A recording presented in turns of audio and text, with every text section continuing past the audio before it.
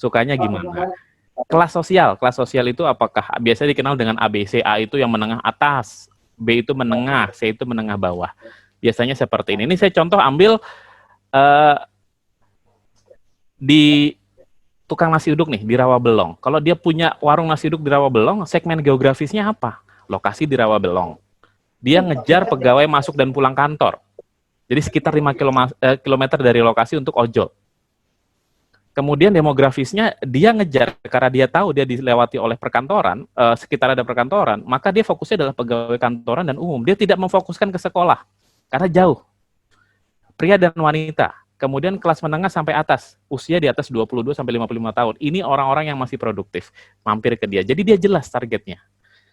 Kemudian siapa sih yang dia kejar? Orang yang tinggal di kosan, yang males masak, yang suka jajan, yang sukanya praktis, lupa sarapan kalau pagi atau nggak sempat buat sarapan. Ini psikografisnya. Ini sederhananya Bapak Ibu. Dan contohnya, misalkan begitu ya. Contohnya produk ini aja 2. Ya, Tropicana Slim ada yang klasik, ada yang diabetes. Artinya kalau ada orang yang masih belum merasa kena sakit, tapi pengen yang sehat-sehat, ambil yang klasik. Tapi kalau yang sudah kena diabetes dan pengen ada rasa-rasa dikit, bisa ambil yang diabetes X ini. Atau ini segmentasi juga Bapak Ibu. Ini produknya mirip Coca-Cola, tapi ada 2, ada Coca-Cola biasa, ada Coca-Cola Zero. Jadi Bapak Ibu bisa saja segmentasi produknya berbeda. Kalau Coca-Cola klasik itu yang umum. Kalau yang nggak mau pakai gula, ada yang Zero. Jadi produknya harus diberikan kepada konsumen yang tepat, Bapak Ibu. Ini PR yang paling berat. Nah, segmentasi yang tepat. Nah, berikutnya, kuda-kuda kedua adalah membuat produk yang berkualitas. Seperti apa? Ini saja Bapak Ibu, ini tips paling sederhana. Apapun bisnisnya, kalau itu produk harus bagus. Kalau makanan harus enak. Kalau layanan harus oke dan ramah. Cukup, itu. Gampang cara mengidentifikasinya. Bapak Ibu kalau disuruh mengkonsumsi makanan yang Bapak Ibu bikin, suka nggak? Kalau suka dan mau, ya go, berarti sudah oke. Tapi ingat, lihat selera lagi, ya. Baik, itu kuda-kudanya. Nah, kuda-kuda sudah selesai. Mari kita masuk ke jurus. Nah, ini jurus penting Bapak Ibu, supaya kita punya bisnis rumahan yang benar-benar bisa langsung dapat market yang jelas. Ya. Jurus adalah teknik dan strategi supaya kita punya produk yang bagus dan tentunya laris, begitu ya. Nah, saya ada 4 jurus, nggak perlu dihafal, karena kita bisa langsung praktek nanti ya, di realnya. Ada jurus si burung kecil, bisa diapalin dengan mudah nih. Ada jurus siap rugi. Wah, kok rugi malah nih Mas Kli ya. Jurus jus lemon. Dan yang terakhir, jurus kain perca. Ya, ada jurus si burung kecil, jurus siap rugi, jurus jus lemon, dan jurus kain perca. Jurus-jurus ini sebenarnya adalah teori yang terbaru dari kewirausahaan Bapak Ibu secara global. Jadi nama teorinya adalah effectuation, tapi saya tidak bahas effectuation di sini. Saya akan bahas dengan contoh. Permisalan, ini yang paling berat biasanya Bapak Ibu. Contoh ya.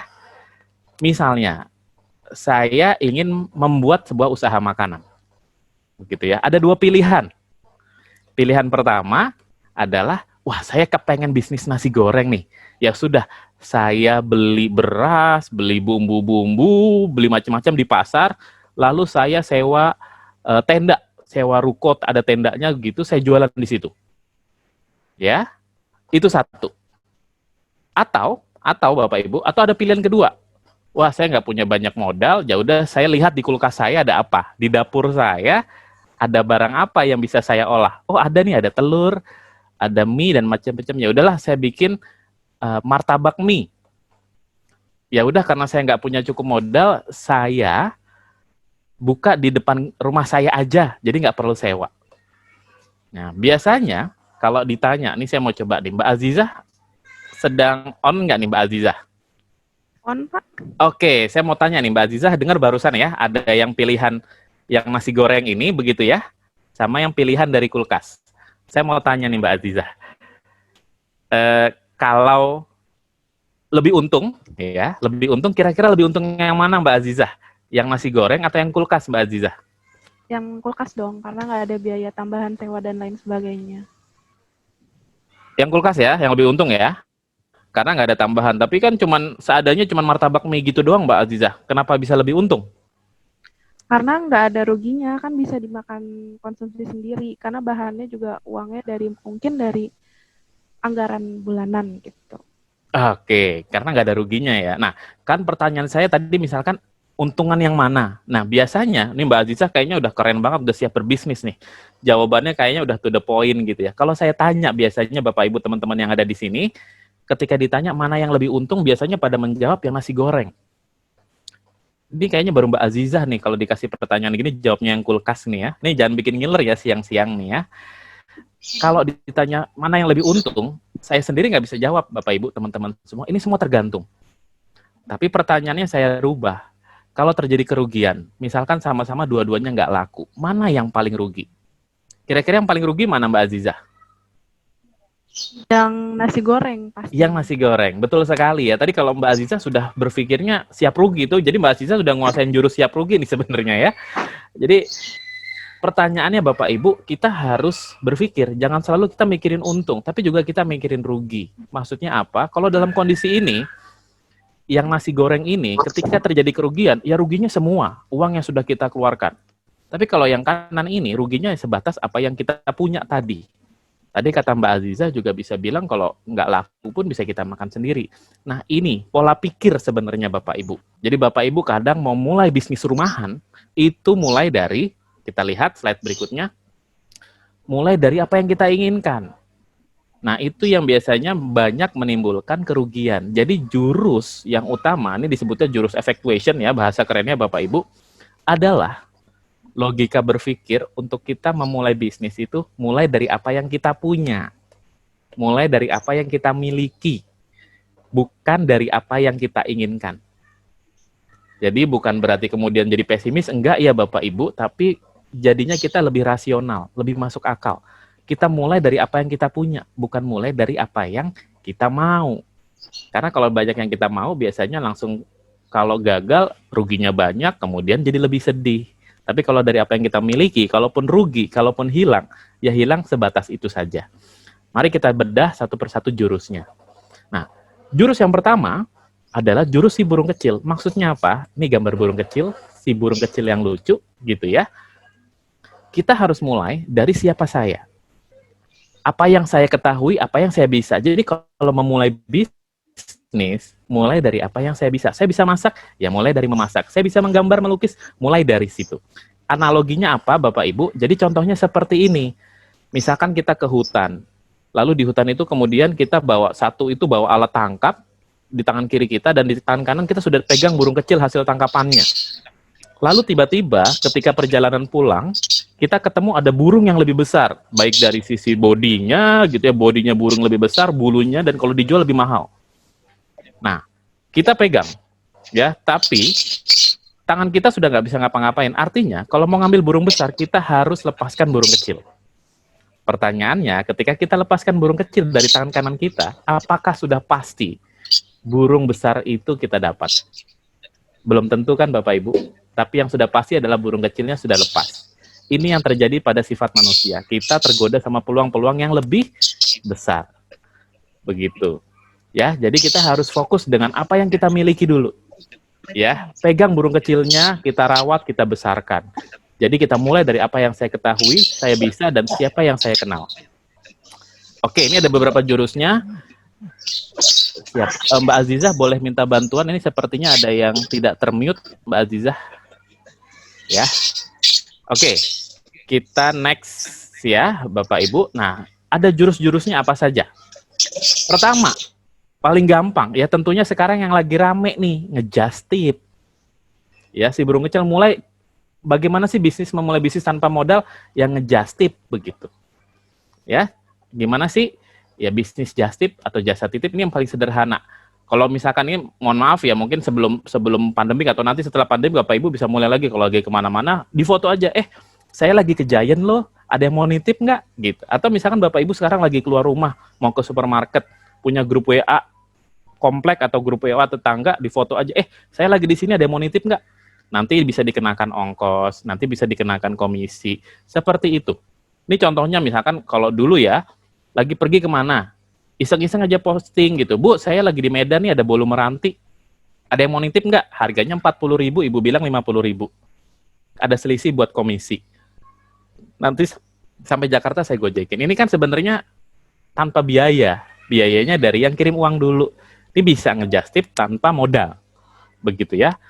Atau yang, tapi ya kalau pandemik bisa titip saudara dari mana, begitu ya, kita bisa kirim ke sini. Atau yang kedua, Bapak Ibu bisa mulai latihan dengan pre-love. Ya, dari rumah dilihat dulu. Mungkin Bapak Ibu bisa ngikutin yang namanya tuh sekarang kalau di Instagram lagi rame namanya Gemar Rapi.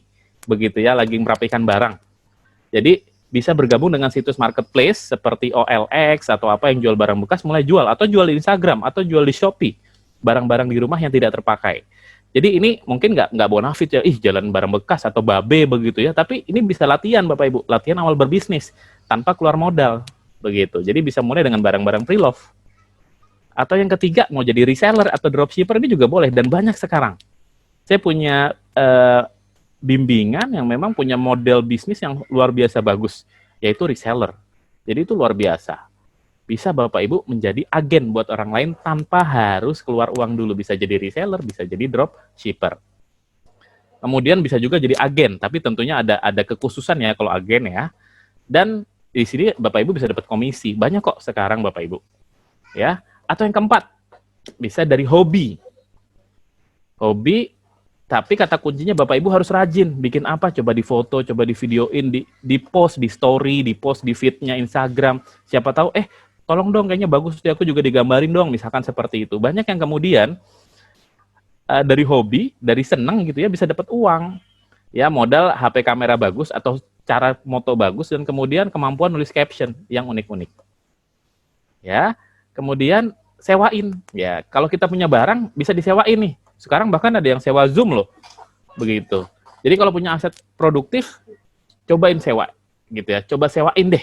Bisa kamar yang nganggur disewain. Sepeda nih yang nganggur bisa disewain ke tetangga. Sehari 15.000 misalkan. Sebulan bisa 500.000. Bisa buat bantu bayar listrik dan macam-macam. Begitu ya. Yang keenam, bisa jadi konten kreator yang sederhana. Bahkan kayak sekarang ya, unboxing aja bisa jadi, unboxing hadiah itu bisa jadi konten yang menarik begitu ya. Walaupun mungkin di sini Bapak Ibu ada PR nih, menguras waktu, kemudian harus ngupload ke YouTube dan macam-macam begitu ya. Jadi ada PR tambahan. Ya, ini singkatnya Bapak Ibu, saya bisa ngejustip sampai kreator konten. Itu jurus si burung kecil, mulai dari sesuatu yang Bapak Ibu bisa, Bapak Ibu punya tanpa keluar biaya.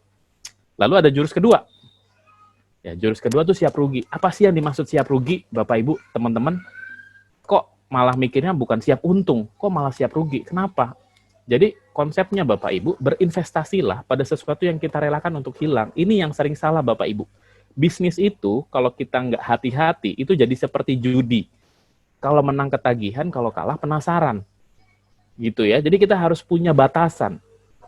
Kalau misalkan kita saat ini adalah pekerja, PNS, atau misalkan kalau kayak PNS mungkin sulit ya kalau untuk berbisnis, tapi pegawai swasta mau bisnis tanpa menghilangkan pekerjaan utama ya bisa mulai, tapi jangan sampai pekerjaan sampingan ini atau bisnis mengganggu yang pokok begitu. Contohnya misalkan kalau takut rugi, Bapak Ibu bisa modelin sistem pre-order. Ini biasanya tukang bikin kue nih. Takut kalau bikin toko kue dulu, akhirnya bikin pre-order. Ya nggak apa-apa, pre-order itu artinya kita terima uang dulu, uang itu bisa kita pakai beli bahan baku. Minta DP di muka. Bisa lakukan seperti itu. Kemudian bisa juga model sistem arisan. Ini ada banyak loh yang mulai dengan sistem arisan. Jadi ini lebih menarik. Nggak riba juga, lebih syariah begitu ya, dan mungkin lebih banyak peminatnya. Banyak sekali. Saya lihat ada beberapa kayak semacam yang jual Al-Quran Hafiz begitu ya, itu juga banyak yang pakai sistem arisan. Itu bisa seperti itu. Kemudian harus buat kriteria jelas buat titik aman Bapak Ibu. Contohnya begini, Bapak Ibu harus tahu kalau misalkan saya mau jualan atau mau bisnis, ya udah saya punya uang 10 juta, saya taruh di bisnis ini. Tapi kalau dalam 3 bulan tidak ada pendapatan, saya harus berhenti. Istirahat dulu, jangan sampai kemudian menguras biaya yang lebih besar. Jadi istilahnya tuh cut loss. Pastikan mau bisnis ini, misalkan bilang sama suaminya, saya mau bisnis X, ya sudah kamu mau keluar berapa? Saya ada uang modal 1 juta. Kemudian sampai batas berapa kamu akan tetap usaha di sini ya. Kalau saya 3 bulan nggak dapat pendapatan, ya sudah saya stop. Harus ada jelas titik amannya Bapak Ibu. Karena kalau nggak Bapak Ibu seperti tadi, kalau menang ketagihan, kalau kalah penasaran. Gitu ya. Bukan kemudian jadi pesimis ya Bapak Ibu, tapi rasional. Nah, prinsip yang ketiga, jurus ketiga sebenarnya, yaitu jus lemon. Jus lemon ini harus ada inovasi. Ini saya coba berikan gambaran sederhana, apa sih sebenarnya inovasi? Ada namanya nilai. Nilai itu adalah sesuatu yang dibeli Bapak Ibu. Jadi Bapak Ibu, kalau beli sesuatu itu pasti karena ada nilainya, karena ada keunikan. Nah, sebenarnya nilai itu apa sih? Nilai itu adalah persepsi manfaat dibagi dengan biaya. Ya. Jadi bukan manfaat dibagi biaya, tapi ada persepsi. Apa sih persepsinya? Contohnya begini. Persepsi itu adalah ada yang bilang 6, ada yang bilang 9, tergantung sudut pandang. Kita coba lihat contoh nilai itu gimana. Contoh ya Bapak Ibu ya, yang sederhana. Nih, saya mau beli nasi goreng di pinggir jalan. Itu ya. Harganya 10.000. Pas lagi lapar-laparnya. Berapa nilainya untuk kita? Jadi kita cek. Ya, biaya 10.000 tadi ya Bapak Ibu. 10.000 kan, harga 10.000. Terus berapa persepsi manfaatnya? Kita bilang ini makanannya enak banget kayak nasi goreng di kafe. Wah, ini pokoknya saya mau beli lagi deh. Akhirnya ini mah harga nasi goreng kafe 50.000. Lalu kita bisa bilang nilainya 5 kali. Maka kita bisa bilang kalau di konsumen bilang ini biasanya murah atau pas. Karena kita bayar 10.000, manfaatnya 5 kali lipat. Nah, seperti inilah bisnis yang menarik Bapak Ibu. Tapi ada juga situasinya seperti ini. Beli nasi goreng di bandara, karena udah lapar, mau nggak mau saya beli nasi goreng. Harganya 120.000 nih Bapak Ibu. Dan ini sudah ada contoh nyatanya nih. Ya, sambil misu-misu kita belinya. Kita lihat, biaya 120.000, terus dia bilang, ini mah karena lapar aja, gue beli gitu ya. Enakan nasi goreng komplek, ini mah 15 ribuan paling. Bayangin Bapak Ibu, harga 120.000, tapi dia melihatnya ini sebagai 15.000. Karena nasi goreng gitu aja, nggak ada telur, begitu ya. Acar juga udah acar lama. Berapa nilainya? 0,125. Hanya 12,5%. Itu kecil sekali. Akhirnya ini yang kemudian sering disebut mahal. Karena biaya yang dikeluarkan tidak sebanding dengan manfaat yang diterima.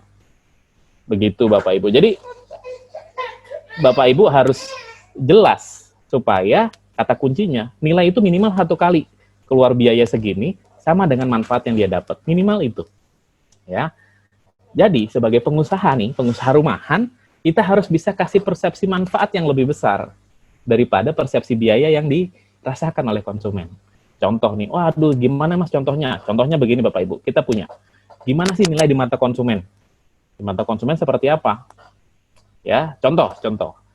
Jadi nilai di mata konsumen itu seperti ini, harga terjangkau. Mendingan misalkan gini, Mbak Azizah kita beli di toko itu aja deh. Kayaknya barangnya sama kayak toko sebelah tapi harganya lebih miring. Akhirnya Mbak Azizah pindah beli ke yang harga terjangkau karena harganya lebih miring. Ini yang dilihat sama konsumen ya, harganya terjangkau. Atau nilai yang kedua, custom. Wah, kalau lagi ke pasar baru nih Mbak Azizah, beli aja di toko itu, soalnya kainnya tuh bisa dibordir. Sedangkan kalau di sini nggak bisa, kita harus bordir sendiri. Akhirnya karena bisa di custom, Mbak Azizah pindah. Ini izin ya Mbak Azizah, saya pakai namanya begitu ya, biar gampang. Atau yang ketiga, ramah. Enakan kalau lagi makan nih, enakan di warteg yang sebelah situ. Mbaknya senyum terus dan ramah begitu daripada warteg yang satunya. Akhirnya orang datang terus ke situ karena ramah. Ini di mata konsumen ya Bapak Ibu. Cepat, enak nih, mendingan di restoran itu aja deh, di nasi padang itu kayaknya cepet banget deh. Nggak sampai 5 menit udah jadi. Sedangkan yang di sebelah, setengah jam baru air minum aja gitu. Atau lengkap, mendingan ke toko ini deh, sekali jalan itu lengkap ada di situ semua. Ya. Atau organik, mendingan beli produk yang ini aja nih, nasi goreng Pak John nih lebih sehat, nasinya organik bro, gitu ya. Ini nilai di mata konsumen Bapak Ibu.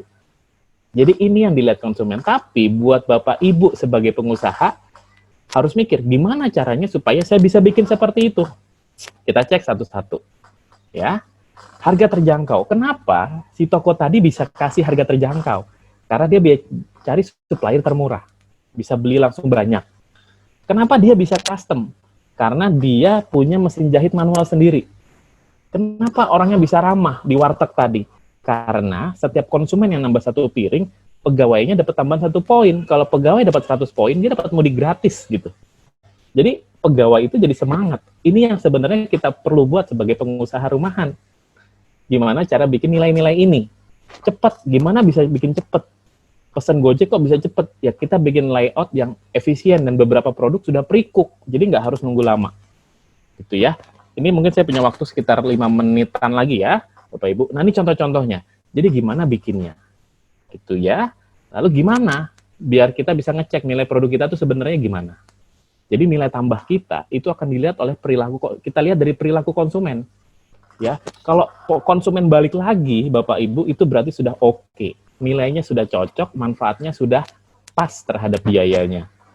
Jadi kita cek dengan perilaku konsumen. Kalau udah beli kemudian nggak beli lagi, itu berarti ada yang salah. Kita perlu revisi lagi, ya. Karena kalau konsumen sudah percaya, kepercayaan itu makin menguatkan nilai tambah kita. Udah jadi positif, kita akan jadi semakin jalan bisnisnya. Seperti itu, ya. Nah, ini penting juga Bapak Ibu. Saya sedikit tambahan. Langkah konsumen untuk membeli produk kita. Jadi ini sebenarnya singkat aja. Ketika Bapak Ibu mau beli, ini ada proses panjang.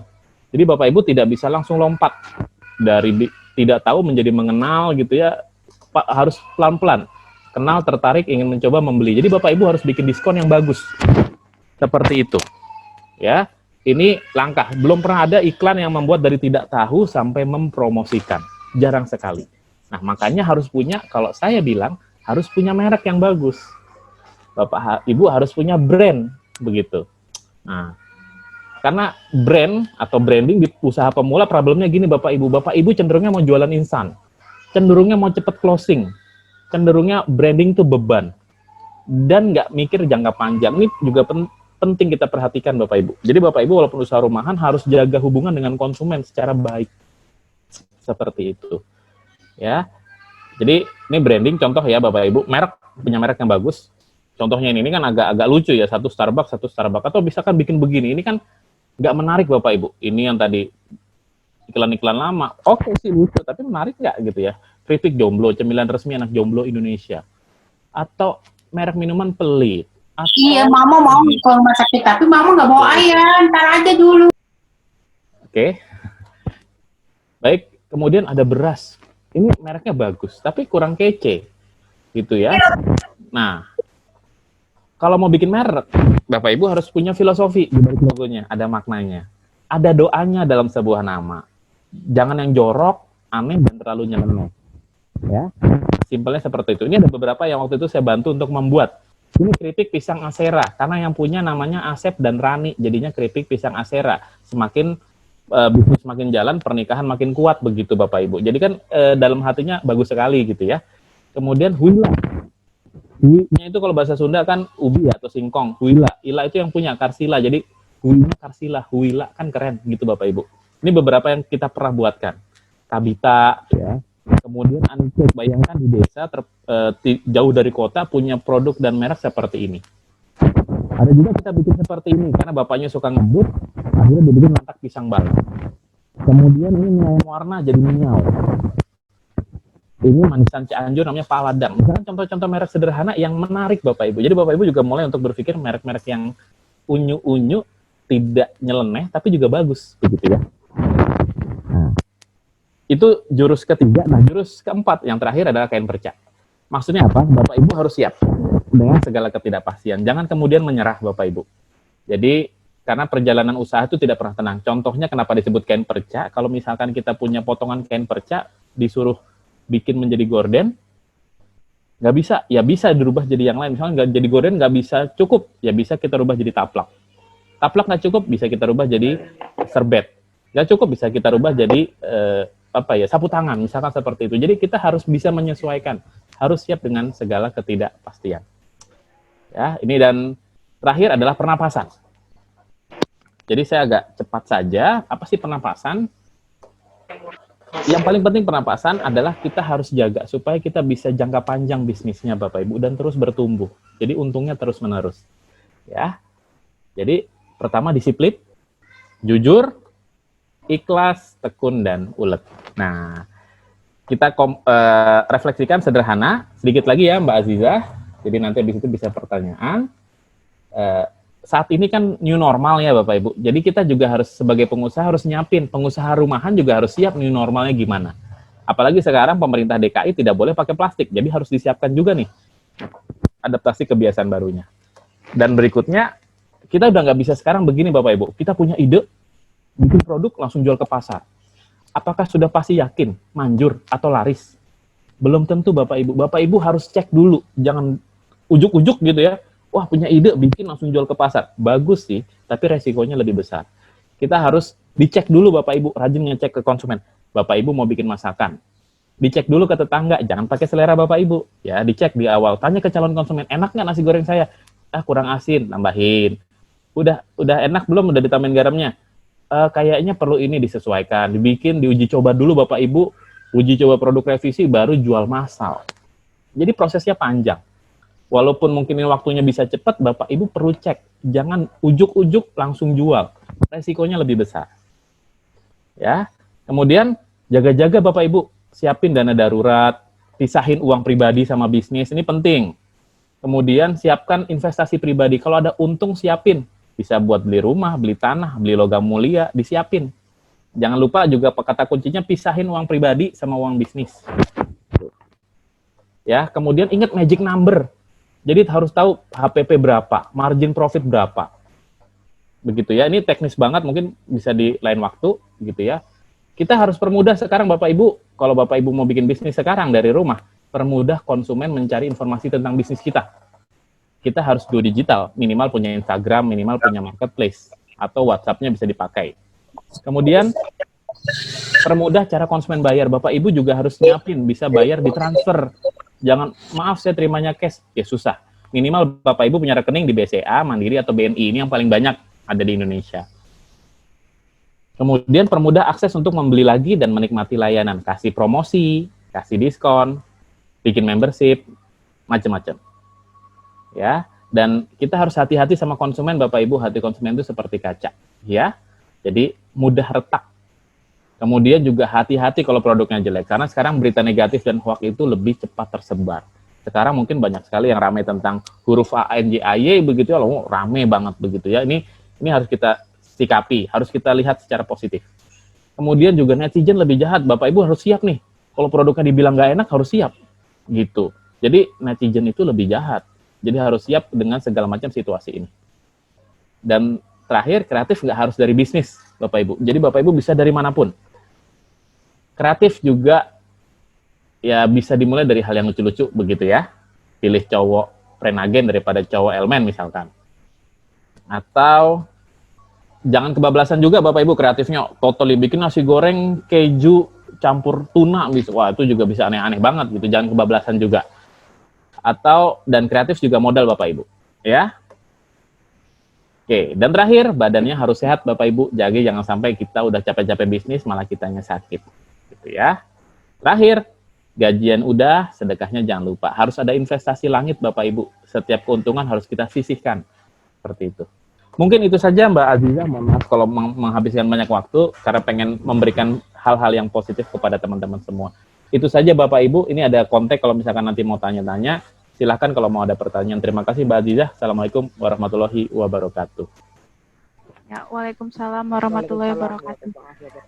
Ya tadi baru saja nih seru banget membicarakan tentang bisnis di rumah. Mungkin sudah mulai ada ide-ide mau bisnis, mulai dari bisnis apa. Tadi sudah dibuka sekarang sesi pertanyaan. Jika ada yang ingin bertanya, bisa angkat tangannya di sini atau taruh di chat. Sambil menunggu, sudah ada nih Pak beberapa pertanyaan. Satu-satu ya, saya bacakan nanti langsung satu jawab gitu. Pertama ada dari Ardi Guntar, bertanya, bagaimana cara memantapkan mental berbisnis dalam masa pandemi COVID-19 ini? Ya, silakan jawab Pak. Wah, ini berat juga ya memantapkan mental ya Pak Ardi pertanyaannya. Oke, jadi gampangnya mungkin Bapak Ibu, terutama Pak Ardi, kata kuncinya adalah Bapak Ibu harus tahu dulu mau dapat berapa sih dari bisnis ini. Begitu ya Mbak Azizah. Contohnya misalkan, tentunya Bapak Ibu, saya sih berpikirnya Bapak Ibu sudah punya sudah punya pekerjaan yang utama. Begitu. Ya, sudah punya pekerjaan utama, kemudian menjadikan bisnis ini sebagai sampingan. Begitu ya. Nah, tentukan dulu Bapak Ibu.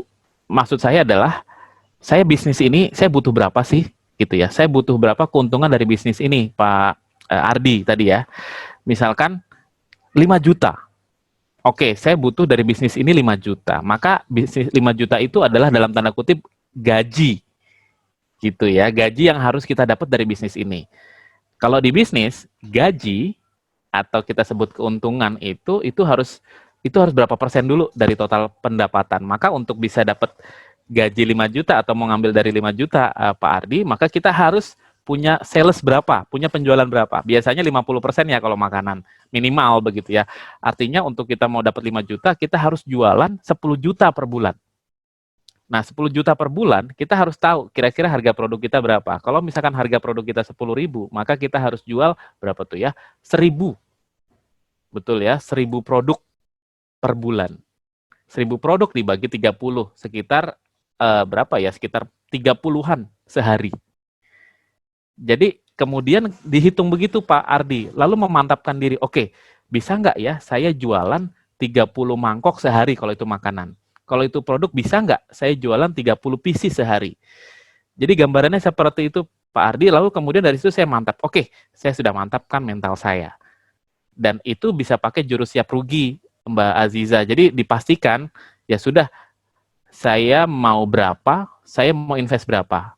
Kalau misalkan tidak dapat untung berapa bulan, ya saya harus stop daripada saya rugi lebih jauh. Mungkin itu Mbak Azizah ya, memantapkan dengan cara punya hitungan yang baik. Terima kasih Mbak Azizah. Terima kasih Pak atas jawaban pertanyaan dari Pak Ardi Guntar. Untuk selanjutnya ada lagi pertanyaan dari Henry Pandeglang. Pertanyaannya, bagaimana kalau produk dari rumahan atau BUMDes, contoh gula aren, untuk mempercepat pemasaran agar lebih luas?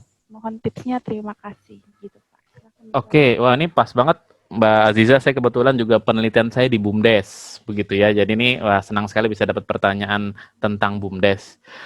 Jadi kalau BUMDes biasanya Bapak Ibu terutama Pak Henry ini paling gampang pertama coba gabung di komunitas BUMDes. Saya bergabung di komunitas BUMDes. Komunitas itu isinya ya jualan gitu ya. Teman-teman BUMDes itu bilang kami punya ini loh, kami punya cabai segar 100 ton. Ada yang mau menyerap nggak? Kami punya ini segini. Jadi minimal ada jejaring. Pertama seperti itu. Kedua, Pak Henry harus jelas nih. Gula arennya sasarannya mau ke konsumen akhir, gitu ya, pembeli rumahan, atau mau ke konsumen besar. Contohnya pengolahan gitu. Jadi gulanya itu mau diolah lagi atau mau dipakai konsumsi sendiri. Nah, itu juga harus jelas. Karena kalau mau diolah lagi harus dalam bentuk yang bulky, yang banyak begitu. Sedangkan kalau mau ke konsumen itu harus dikasih merek, dikasih kemasan. Pak Henry harus jelas dulu.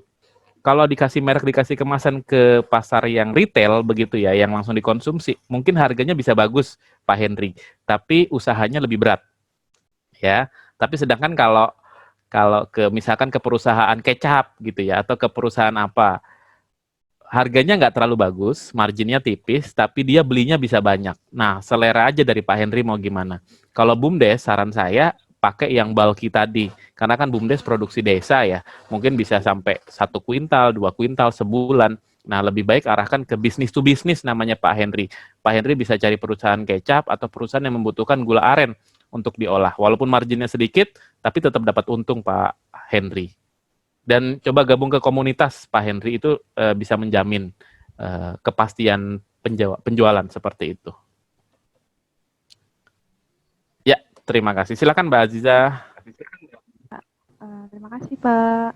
Ada lagi nih pertanyaan dari Nuning Ardi. Bagaimana jika produk kita dibandingkan dengan produk lain yang sudah lebih dulu dikenal? Jadi mungkin buat produk yang udah ada kali ya, seperti itu. Oke, jadi kalau kita mau bikin produk tapi produknya sudah ada begitu ya. Nah, sebenarnya paling gampang adalah sederhananya Bapak Ibu, teman-teman, ada 2 hal positif. Ada positif dan negatifnya. Yang positifnya pertama, kita tidak perlu edukasi lagi. Berarti konsumen sudah tahu. Misalkan kita bikin produk makanan X. Makanannya cukup aneh atau unik begitu ya, tapi karena sudah ada yang bikin duluan, kita jadi nggak susah. Karena orang sudah tahu. Tapi negatifnya, dia yang lebih dikenal dulu. Gitu. Kita harus punya keunggulan lebih daripada dia. Maka tipsnya biasanya adalah kita informasikan keunggulannya. Seperti itu. Pertama, jadi kita informasikan keunggulannya. Yang kedua, kita jangan head to head langsung sama dia. Misalkan tadi kita ada produk makanan X atau Y gitu ya, kita mau bikin, jangan langsung kita lebih baik dari X, lebih baik dari Y, enggak. Jangan seperti itu. Lihat dulu dia keunggulannya di mana, pasarnya di mana, mana yang belum dia masuki, kita mainnya di situ. Lihat harganya juga. Jadi lebih paling aman biasanya buat yang bertanya ini, ibu yang bertanya ini bisa beli dulu produknya, lalu dicoba. Ini kayaknya punya saya lebih enak deh. Ya, kan biasanya begitu ya Mbak Azizah ya. Kayak kita kalau bikin produk tuh kayak produk kita yang paling hebat, yang lain tuh nggak enak semua. Itu yang paling berat tuh biasanya. Ya beli aja. Saya dulu pernah bikin keripik singkong coklat. Sampai saat ini sebenarnya resepnya masih oke banget. Cara bikinnya waktu itu sederhananya saya beli keripik pisang Lampung. Mungkin pernah dengar ya, keripik pisang Lampung kan terkenal enak tuh, yang aneka mereknya. Itu benar-benar saya sama teman-teman tuh ngemutin satu-satu. Oke, ini ada margarinnya, oh ini ada gulanya, oh ada apa, ditulis gitu ya. Oh, tapi kekurangan dia ini. Lalu kita bikin variannya. Nah, ini bisa juga buat membantu sih sebenarnya. Kita cek dulu produknya seperti itu. Gitu Mbak Azizah. Oke, baik Pak. Ada pertanyaan, tadi kan produk yang sudah ada nih dikenal lebih dahulu. Sedangkan Bu Faiza dari Petra Petamburan, sebaliknya bagaimana cara produk jualan yang kita baru di masyarakat berbeda, misalnya makanan khas daerah yang jarang tapi dengan biaya promosi sedikit. Sedangkan kalau promosi lewat sosmed, followernya baru sedikit, bagaimana dong? Seperti itu Pak. Siap. Nah ini yang paling sering juga ya, kita punya produk yang unik-unik. Kalau saya sih lebih berpikir, pertama, Bapak Ibu, teman-teman, sekarang orang-orang tuh suka yang namanya story. Ada ceritanya begitu. Jadi kita ketika bikin produk nggak ujuk-ujuk, oh saya jualan pempek Palembang, begitu enggak gitu ya. Tapi kalau bisa dibikin ceritanya Bapak Ibu. Pempek Palembang adalah olahan dari nenek moyang ketika dulu misalkan bikin apa, kemudian ikan diolah. Jadi ada ceritanya. Jadi storytelling itu yang kemudian kita kuatkan Bapak Ibu. Ini Bu Faisah kan ya. Kemudian kalau misalkan followernya sedikit nggak apa-apa. Jangan, yang penting itu organik Bapak Ibu. Jangan tiba-tiba beli follower atau apa, itu malah kurang bagus. Begitu. Ya, jadi kalau menurut saya dibawa ceritanya gitu, ada ceritanya, kemudian dikemas dengan baik dan dibuat promosinya gitu ya. Misalkan ini dulu yang paling bagus ya, pernah saya membantu satu bisnis untuk dia bikin bisnis itu cukur rambut gitu ya. Gimana Mas biar cepet saya bisa dapat kesan apa ya, konsumen tuh aware ada saya. Yang kita lakukan adalah bikin pay as you want, bayar semau kita. Mau bayar satu, mau nggak bayar silahkan. Tapi utamanya orang tuh datang. Gitu. Jadi pertama targetnya Bu Faisah, orang tuh kenal dulu, udah itu aja sih sebenarnya. Gimana caranya ya tadi, foto, ada story, cerita, kirim-kirim ke WhatsApp, tapi juga jangan jadi spamming gitu ya. Mungkin gitu Mbak Azizah. Ya, ada 2 pertanyaan lagi nih Pak, dari Ria Putri dulu. Bagaimana cara kita mendapatkan pelanggan yang lebih banyak, sedangkan produk kita banyak pesaingnya gitu? Oke, dapetin pelanggan yang lebih banyak. Nah, ini pertama kuncinya pasti satu adalah kita tahu dulu siapa pelanggannya. Bapak Ibu teman-teman, karena untuk tahu pelanggan kita lebih banyak kita harus tahu dulu. Karena begini Bapak Ibu, satu rule of thumb-nya atau aturan yang berlaku umum adalah biaya untuk mencari konsumen baru itu lebih besar daripada biaya untuk menjaga konsumen lama. Ya, jadi langganan itu jauh lebih murah daripada kita cari konsumen baru, Bapak Ibu. Jadi kalau misalkan untuk bisa memperbanyak, kita perlu cari satu, kita tahu siapa mereka. Contohnya begitu ya, misalkan Mbak Azizah nih, Mbak Azizah harus diprofilkan. Oh, Mbak Azizah suka misalkan naik transportasi umum, pulang tuh suka kemana, pakai HP suka visitnya kemana, Instagram bukannya apa saja. Oh, oke. Orang-orang seperti Mbak Azizah itu kalau pulang kerja, misalkan anggap aja sudah tidak pandemik ya, sukanya pergi ke tempat mana sih? Gitu. Kalau hari Sabtu Minggu sukanya ngapain sih? Gitu. Dari situ kita jadi tahu. Jadi kalau Bapak Ibu mau promote misalkan di Instagram, jadi tahu jam-jam berapa suka buka Instagram. sehingga promote-nya di jam segitu.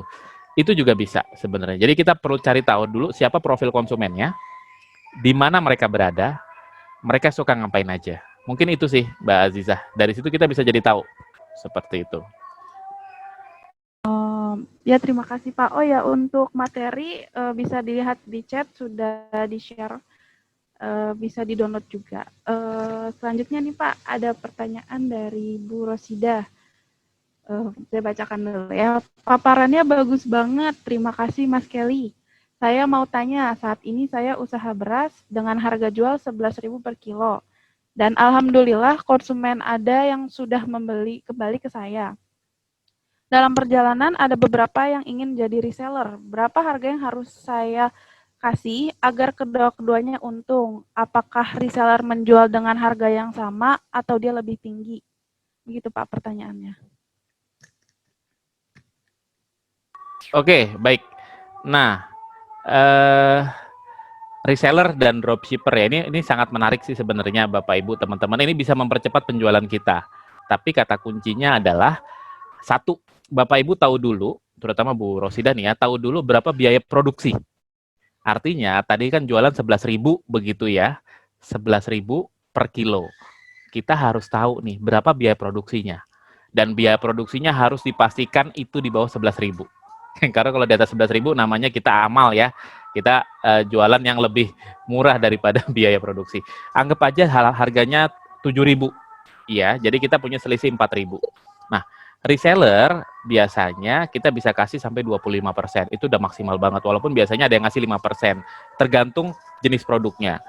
Jadi bisa saja 25% karena memang kecil marginnya. Misalkan 25% dari 4.000 kan 1.000. Kecil. Tapi 5% dari 100.000 kan 5.000. Jadi lebih besar itu. Jadi dilihat situasi produknya. Karena reseller untuk produk makanan sama reseller untuk produk fashion nanti berbeda. Jadi saran saya, satu, tahu harga produksinya berapa, jadi kita tahu batasnya. Yang kedua, Mbak Azizah, harga harus dijaga sama. Kalau menurut saya seperti itu. Jadi jangan sampai orang tuh kemudian malah mencari, jadi kayak black market gitu. Nanti malah resellernya diakalin, kan nggak begitu kan. Kita kan pengen kita maju, reseller maju. Begitu ya. Jadi, harganya kalau bisa tetap sama aja 11.000. Jadi siapapun yang beli ke Ibu Rosidah langsung maupun beli ke reseller harganya sama. Gitu. Jadi biaya produksi kita tahu, reseller harga harus sama. Mungkin gitu Mbak Azizah. Baik, terima kasih. Untuk pertanyaan selanjutnya, bagaimana kalau keuntungan tidak mencukupi gaji kita, omset penjualan pas untuk modal saja? Dari Ibu Yuni, pengelola RP Petra Mardani Asri, bagaimana tuh Pak? Oke, mohon maaf, minum dulu sedikit. Oke, ini bagaimana kalau keuntungan tidak mencukupi janji kita, omset penjualan pas untuk modal aja? Pertanyaannya gini, kalau misalkan ini bisnis utama sebagai pencari nafkah, ya Bapak Ibu, sekali lagi saya coba membedakan dua posisi ya Bapak Ibu, bisnis utama dan juga bisnis sampingan. Karena kalau bisnis sampingan, intinya jangan sampai itu menghambat pekerjaan utama kita. Jangan sampai itu malah jadi rugi, malah penghasilan utama kita buat jadi jebol gara-gara itu. Tapi kalau bisnis utama pencari nafkah, Bapak Ibu harus jelas struktur biayanya. Jadi mungkin ini yang harusnya ada waktu lagi sih sebenarnya, mungkin nanti kalau ada waktu kesempatan webinar berikutnya ada rekan-rekan lain yang bisa menjelaskan struktur biaya itu akan lebih bagus. Karena kalau saya jelaskan di sini mungkin nggak akan cukup waktunya. Tapi intinya Bapak Ibu sebagai pengusaha, Bapak Ibu tuh bisa ngambil tiga. Ada tiga Mbak Azizah, tiga Bu, siapa tadi namanya yang dari Mardani Asri ya. Ibu bisa pilih tiga sumber untuk ngambil pendapatan. Yaitu satu adalah gaji dari produksi. Kedua, gaji dari manajemen. Dan yang ketiga adalah sebagian dari laba. Ini mungkin agak terlalu teknis, karena ini yang kemudian harus jelas Bapak Ibu semuanya. Karena kalau kita nggak jelas, jadinya dapurnya sama-sama aja. Ini terjadi di banyak bisnis UKM dan bisnis pemula. Nggak tahu sebenarnya gaji saya berapa ketika bikin bisnis. Makanya tolong ditentukan Bapak Ibu, yang paling aman gajinya mau berapa. Ditentukan itu dulu. Mungkin paling aman gaji manajemen. Ya, gaji manajemen, misalkan saya mau dapat 3 juta, ya pastikan saya dapat 3 juta, tapi kalau saya mau dapat 3 juta, seperti tadi pertanyaan pertama Pak Ardi tadi, saya mau dapat 5 juta, maka saya harus jualan 10 juta. Begitu. Jadi kalau jualan 10 jutanya tercapai, saya boleh ngambil 5 juta. Kalau 10 jutanya nggak tercapai, saya ambil proporsionalnya. Jadi mungkin begitu saja ya Mbak Azizah untuk tahu dapat gaji. Sedangkan kalau mulai gajinya kurang, ya harus dilihat lagi Bapak Ibu, terutama Ibu, kalau bisa ya jangan sampai diteruskan kalau memang sudah rugi banget, lebih baik di stop begitu. Mungkin itu sih sarannya. Oke. Wah, ada pertanyaan lagi nih Pak. Masih semangat? masih tenang aja. Saya kemarin juga habis hal yang sama, rame kayaknya. Oke, ini ada pertanyaan selanjutnya dari Ibu Karimah. Selamat siang, izin bertanya Bapak Ibu, untuk bisnis pemula lebih baik memulai bisnis dengan sistem palu gada atau sudah ditentukan kekhususan bisnisnya? Ya, mohon dijawab Pak. Oke, kalau buat saya nggak apa-apa sih palu gada ya. Intinya tadi, jurus yang pertama sih burung kecil. Mulai dari apa yang kita bisa, mulai dari apa yang kita punya. Kalau memang bisanya palu gada dulu ya nggak apa-apa. Tapi nantinya harus fokus Bapak Ibu. Karena sekarang ngomonginnya bisnis rumahan. Ya bisanya bikin origami kemudian dijual ya nggak apa-apa. Bisanya bikin makanan sambal di rumah kemudian enak dijual ya nggak apa-apa. Yang penting kan dapat uang tambahan dulu. Situasi seperti ini mungkin seperti itu ya Mbak Azizah. Buat saya palu gada di awal nggak ada masalah. Tapi nantinya harus fokus Bapak Ibu. Jangan sampai palu gada semakin besar jadi palu gada. Kalau palu gada semakin besar jadi susah. Jadi contoh palu gada itu kalau di kampus banyak tuh Bapak Ibu. Mau fotokopi, saya bisa nih fotokopi. Mau beliin gorengan, saya bisa beliin gorengan. Beli baju, udah beli aja di saya. Jadi kayak begitu tuh kalau palu gada. Tapi kalau di awal nggak apa-apa, karena kita butuh uangnya. Baru nanti kita bisa fokus. Yang penting mulai dari apa yang kita bisa, Mbak Azizah. Jadi palu gadanya dari apa yang kita bisa. Seperti itu. Baik, saya sendiri ada pertanyaan nih Pak. Oh yes, silakan. Boleh. Bagaimana cara menghadapi kondisi bisnis saat sedang lesu? Karena kan kadang kalau jualan ada naiknya tuh, tapi kadang orang udah mulai jenuh, akhirnya mulai turun penjualannya. Nah, kira-kira bagaimana tuh Pak solusinya? Oke, nah ini juga harus pertama kita perlu tahu ya Mbak Azizah produknya apa. Produknya boleh tahu nggak apa? Produknya makanan, asinan. Makanan asinan. Nah, ini saya coba ngambil dari contoh yang fashion dulu ya Mbak ya. Saya punya bimbingan itu cukup keren sih gayanya dalam hal bagaimana dia membuat konsumen itu tidak bosen. Jadi dia 1 bulan bisa punya 4 model. Tapi bahasanya apa ya? Bahasa umumnya. Tapi bahasa kerennya adalah alih-alih. Alih-alih itu apa ya Mbak ya? Alih-alih tuh gini. Jadi dia punya produk 1 bulan itu 4 model. Tapi alih-alih, saya susah nyari padanannya tuh ya alih. Jadi dia tidak melakukan 4 model ini di launching secara bersamaan. Enggak. 1 bulan enggak. Dia lakukan launchingnya seminggu sekali. Jadi Senin dia launching. Laku bisa sampai 1.000, 1.500 produk A. Lalu Senin berikutnya, sebelum hari Senin, dia langsung promoin tuh di hari Sabtu dan Minggunya. Siap-siap, ada sneak peek istilahnya, siap-siap, hari Senin akan ada produk baru nih dari kami. Jadi dia setiap minggu ada produk baru, padahal sebenarnya dia punya produk 4 sebulan. Itu bisa jadi salah satu cara. Gitu ya Mbak, itu kalau fashion. Nah kalau produknya kayak makanan Mbak Azizah, contohnya untuk bisa bikin rame adalah Mbak Azizah kan punya asinan nih misalkan. Ya jangan promoin asinan doang gitu.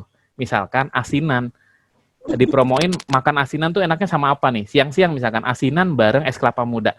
Wah enak nih kayaknya makan asinan sama kelapa muda. Ada kelapa muda sebagai unsur barunya begitu. Tapi bukan Mbak Azizah jualan kelapa muda, enggak. Mbak Azizah cuman, oh iya ya saya lagi minum kelapa muda, enak nih makan sama asinan. Oke. Minggu depannya asinan bisa di model asinan sama cuangki. Ya misalkan kayak gitu. Wah ada cuangki masukin ke asinan. Kayaknya enak nih. Jadi asinannya mungkin tetap aja Mbak Azizah. Tapi yang lain-lainnya jadi kelihatan baru kan. Dimodif. Jadi orang silahkan beli produk yang lain tapi tetap model utamanya asinan. Kan bisa seperti itu. Atau misalkan Mbak Azizah bikin live Instagram. asinan milenial begitu ya. Ayo kita ngundang, misalkan Mbak Aziza punya teman chef begitu ya, dibuat asinan milenial. Ayo Bapak Ibu kita bikin asinan goreng, kan misalkan kayak gitu. Dicoba. Akhirnya bisa coba produk baru. Jadi mungkin asinannya itu-itu aja Mbak Aziza, tapi Mbak Aziza rajin untuk upload setiap minggu tuh konsep-konsep baru. Asinannya bisa diapain aja. Asinan frozen, asinan campur tadi kelapa muda gitu ya, atau asinan telur apa, pizza asinan. Banyak. Artinya asinannya tetap, tapi posting ceritanya. Jadi orang tuh punya pilihan. Oh iya, saya mau tetap makan asinan karena sehat, tapi temennya apa ya gitu. Jadi itu aja yang mungkin rajin diposting setiap minggu. Jadi setiap hal yang baru setiap minggu tuh ada begitu. Bagus banget Pak, benar. Ada lagi nih Pak pertanyaan dari Pak Santoso. Selamat siang, izin bertanya Bapak Ibu. Ada yang bilang kalau kita buka usaha apapun, 2-3 tahun balik modal aja sudah bagus. Pertanyaannya, dalam kurun berapa tahun usaha kita bisa dinilai aman? Terima kasih. Oke, usaha dinilai aman, kalau menurut saya sih selalu orangnya termasuk yang resikonya menengah ya, jadi yang bukan risk taker banget, enggak. Resikonya menengah tuh apa? Saya punya target dulu Bapak Ibu, itu yang paling penting. Target itu yang jelas. Jadi istilahnya begini, saya selalu bilang, ke teman-teman yang bisnisnya masih omsetnya misalkan di bawah 10 juta atau di bawah 5 juta omset bulanan. Saya bilang, kamu daripada omset 5 juta ya mendingan kerja aja gitu. Kenapa? Misalkan dia kerja bisa dapat 10 juta per bulan gaji. Atau dia dapat gaji 5 juta sebulan aja seperti itu. Dia bisnis dapat 5 juta sebulan tapi masih omset. Kan jadi bingung kan Mbak ya, kalau gajian 5 juta sebulan itu bersih buat dia kerja. Tapi bisnis 5 juta itu belum bersih, masih dipotong biaya dan macam-macam. Mentok-mentok dia dapat 1 juta, akhirnya pusing. Nah, clear dulu, dia maunya berapa sebulan kalau bisnis. Jadi saya selalu punya target itu dulu. Kalau memang Bapak Ibu tadi pertanyaannya seperti itu Pak Santoso mau punya berapa dari bisnis ini? Misalkan Pak Santoso sebelumnya kerja, dapat gaji 10 juta per bulan. Oke, bisnis ini harus bisa menghasilkan ke saya minimal 10 juta per bulan. Patokannya itu. Kalau selama ini kita bisa aman di angka itu, ya bisnis kita aman. Gitu. Jadi saya nggak bilang bahwa 2-3 tahun itu bagus atau enggak Bapak Ibu. Tapi ya walaupun nanti ada namanya BEP begitu ya. Walaupun nanti adanya balik modal, tapi tetap kita harus setiap bulan mengecek kita dapat berapa. Dan kita juga harus pastikan masa depan kita terjamin. Kita bikin produk baru, inovasi, dan macam-macam. Jadi dasarnya selalu itu ya Mbak Azizah, dan kalau misalnya Pak Santoso bikin makanan, harusnya kurang dari 6 bulan Pak Santoso. Harus segera BEP, harus segera balik modal, kurang dari 6 bulan. Karena makanan itu cenderung tidak panjang umur, gitu. Jadi berganti trennya cepat, seperti dulu ada es kepal Milo, kemudian berubah lagi jadi apa. Jadi 6 bulan atau 3 bulan itu harus cepat balik modal. Seperti itu. Oke, emang bener banget, banyak banget makanan-makanan viral yang akhirnya cuman berapa lama, abis itu udah hilang lagi di masyarakat. Es kepal Milo, terus seblak pun kayak sudah mulai turun ya Pak. Ada musim-musim juga.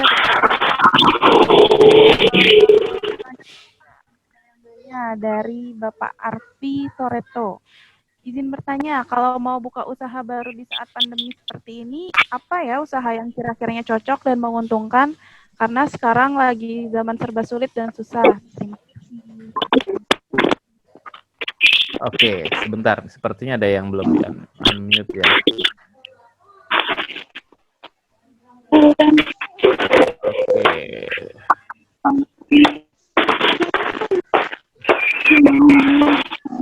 Sebentar ya Mbak Azizah, ini kayaknya suaranya ada. Oke, sudah. Sip. Usaha di saat pandemik begitu yang paling rame ya. Kalau dari data yang saya dapat dari McKinsey, Bapak Ibu begitu ya, usaha-usaha terkait kesehatan, yaitu masker begitu. Itu sekarang jumlahnya masih meningkat. Kemudian seperti produk-produk kesehatan itu jumlahnya meningkat. Teman-teman saya yang bikin produk berbasiskan herbal itu luar biasa. Peningkatannya luar biasa dan banyak mereka tidak bisa mencukupinya. Contohnya kan sekarang lagi sedang dicek Bapak Ibu sama BPOM itu adalah jahe sebagai imunomodulator. Jadi sebagai alat penguat imun. Itu juga bisa. Jadi menurut saya pertanyaan tadi Pak Arfi, kalau bisa dilihat situasinya Pak. Produk-produk berorientasi kesehatan sekarang lebih ramai.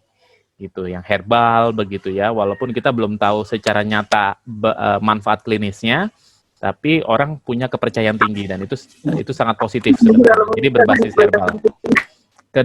Berikutnya mungkin makanan ya sebenarnya. Makanan masih banyak, cuman ya harga yang harus diperhatikan. Karena sekarang Bapak Ibu ada tiga hal yang kemudian menjadi pertimbangan preferensi konsumen saat pandemik ini. Pertama adalah harga. Karena sekarang semua terdampak.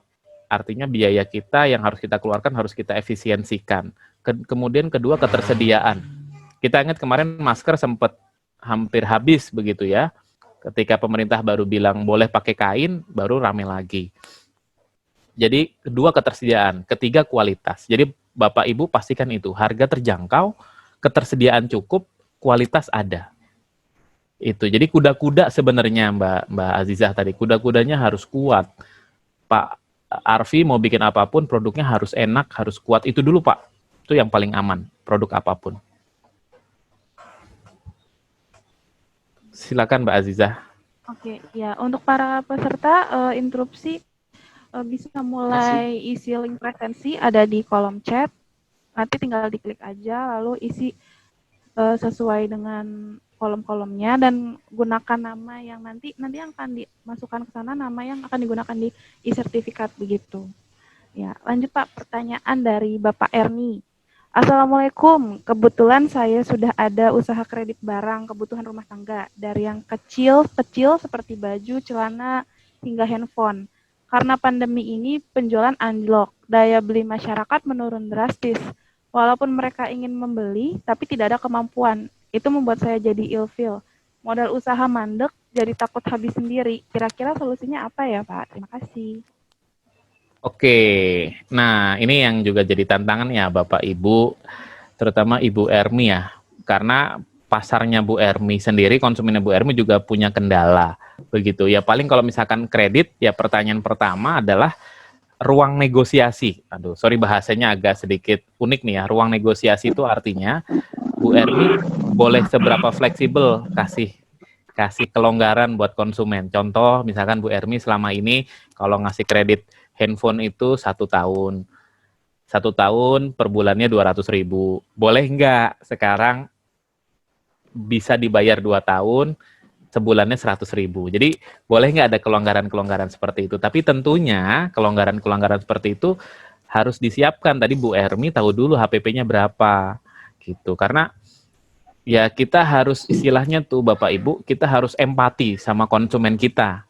Kita jangan memaksakan kita maunya apa. Karena kalau enggak konsumen kita nggak bisa beli, kita juga yang mati begitu. Jadi satu itu, kita punya ruang negosiasi yang luas. Boleh nggak dimundurin gitu ya. Dan kedua misalkan mungkin Bu Ermi juga bisa mulai tidak hanya sifatnya ke kredit, tapi bisa nggak tuker tambah. Jadi kan kalau kredit itu dia beli menambahkan apa yang ada di rumahnya, tapi karena nggak punya bisa nggak dia tuker tambah. Jadi Bu Erni bisa kayak seperti OLX, ya sudah Bu saya punya ini nih, tapi bisa nggak saya jual ke Ibu, selisihnya saya nambah untuk beli yang lain. Kan sebenarnya bisa jadi positif. Tapi jadinya Bu Ermi harus menambah satu keterampilan ini, yaitu keterampilan jualan, begitu. Jadi Bu Ermi bisa jadi makelar. Ya sudah boleh nih saya terima gitu ya, tapi nanti Bu Ermi jadi sifatnya dropshipper gitu. Jadi misalkan Mbak Aziza nih, saya jadi Bu Ermi. Selama ini saya ke Mbak Aziza cicilan handphone ke saya, kemudian cicilan apa ke saya, sudah menarik, tapi Mbak Aziza jadi lagi kesulitan. Saya juga jadi tambah kesulitan karena saya nggak bisa jualan ke Mbak Aziza. Terus Mbak Aziza bilang, boleh nggak Bu, saya tukar tambah handphone lama mau handphone baru. Oh boleh gitu. Nah tapi Bu Aziz, saya sebagai Bu Ermi juga harus cari ini kan ya, siapa yang mau HP-nya Mbak Aziza, begitu. Jadi Bu Ermi kalau bisa punya grup WhatsApp yang menarik Bu Ermi. Di situ Bu Ermi kumpulin deh semua komunitasnya Bu Ermi. Ini nih ada HP ini nih, siapa yang mau nih? Harga 1 juta. Oh saya mau. Oke ambil deal ya. Jadi diambil, pindah. Jadi mungkin harus nambah bidang begitu mungkin ya Mbak Azizah ya. Selain ruang negosiasi tadi. Itu begitu. Jelaskah Mbak Azizah suaranya ya? Jelas Pak. Ini pertanyaan terakhir nih Pak, saya juga penasaran. Untuk bisnis pemula, bagaimana cara membuat atau menentukan brand? Seperti itu, Pak. Gimana? Oke, ini sebentar. Boleh diulang lagi Mbak Azizah? Untuk bisnis pemula, bagaimana cara membuat atau menentukan brand dari Mbak Diah Ayu? Oke, tadi mungkin sedikit, cuman agak kecepatan mungkin ya tadi yang saya pas jelaskan. Bagaimana menentukan brand. Brand intinya sih sebenarnya pokoknya nama-namanya yang baik deh Bapak Ibu. Mungkin satu itu ya. Kalau saya bilang tadi pertama namanya baik. Kalau memang ada filosofinya itu lebih baik lagi. Begitu. Kemudian ada doanya. Jangan yang jorok-jorok, jangan yang aneh dan terlalu nyeleneh kayak tadi tuh ya gitu. Itu jangan yang aneh-aneh banget tapi juga bisa mudah dipahamin. Sekarang kan banyak sekali pilihan brand sebenarnya gitu yang bisa dipilih gitu ya.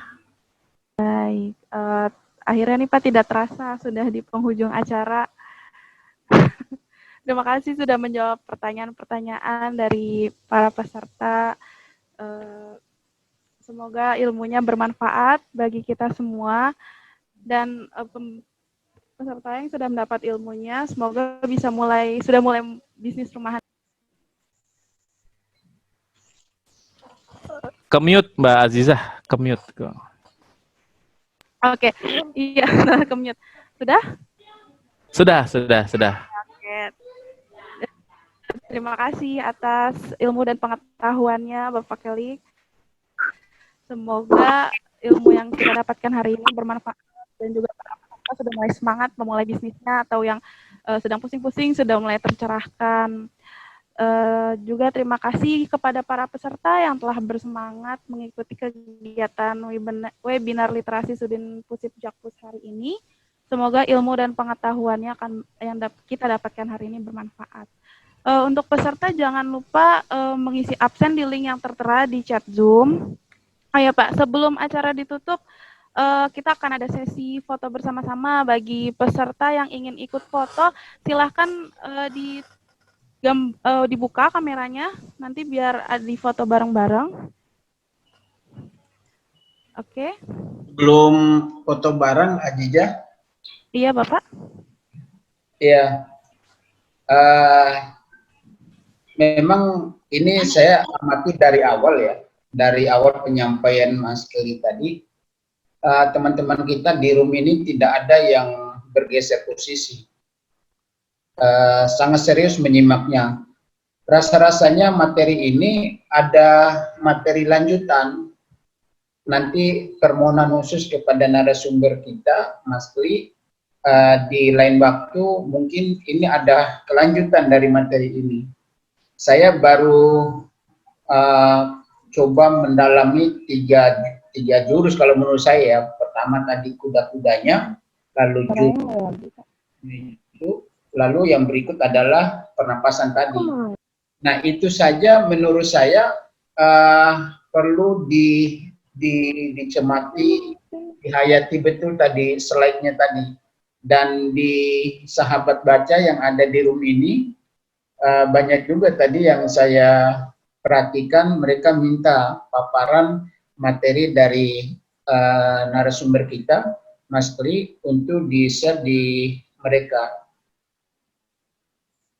Nanti Jija, saya harap di lain waktu ini harus diagendakan kembali karena materinya cukup bagus, walaupun beliau ini adalah dosen, tapi cara menjelaskan itu sangat teknis sekali. Sepertinya beliau ini udah punya usaha sendiri kayaknya. Nanti kita bisa juga nanti bisa berbagi nanti ya pengalaman dan ilmu beliau nanti di usahanya beliau sendiri. Kan dari awal tadi saya coba mau dengar tuh, kayak Jija kan buka asinan, mungkin dosen kita ini ada usahanya juga, nanti mungkin di lain waktu akan menjelaskan nanti usaha beliau.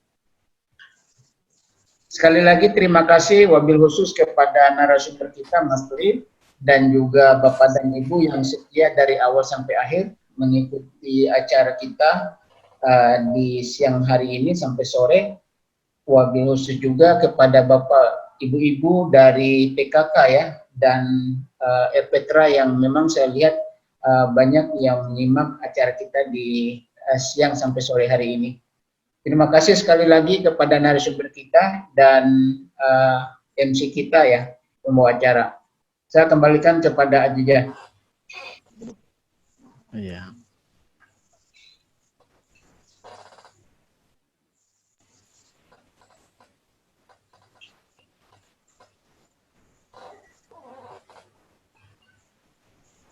Untuk bersama Jija dengan narasumber kita, silakan. Sebelumnya terima kasih Pak Tanwil ini. Jadi semoga sharingnya bermanfaat walaupun saya mencoba menyederhanakan ya Pak. Karena memang kan kalau bisnis rumahan mungkin banyak sekali variasinya begitu. Ini sambil nunggu sepertinya Mbak Azizah sedang ini ya jamming lagi. Mungkin sinyal begitu ya. Seperti itu.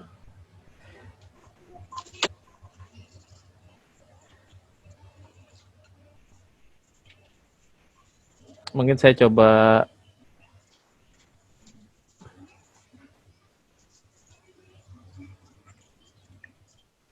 Oke.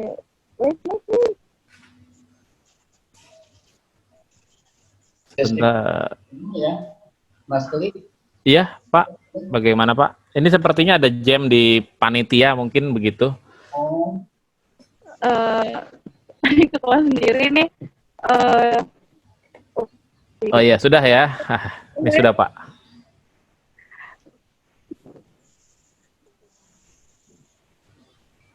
Ya, sudah Mbak Azizah.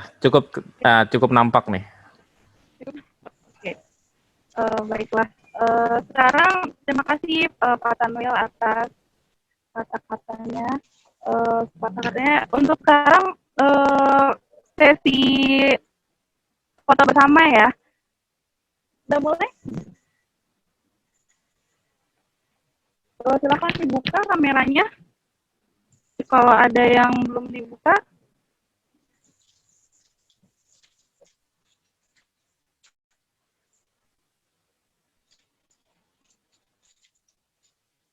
Itu oke. Saya hitung ya.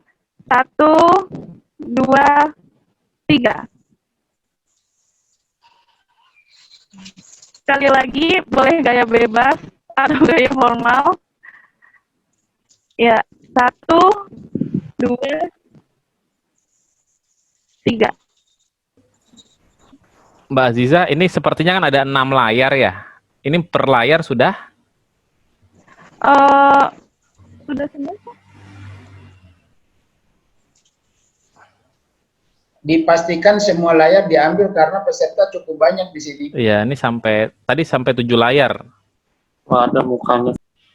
Oke, ada lagi? Ada lagi. Ini mau diambil lagi fotonya. 1, 2, 3. Sudah semua?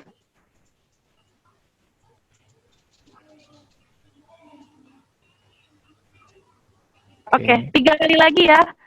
1, 2, 3. Oke, layar selanjutnya 1, 2, 3.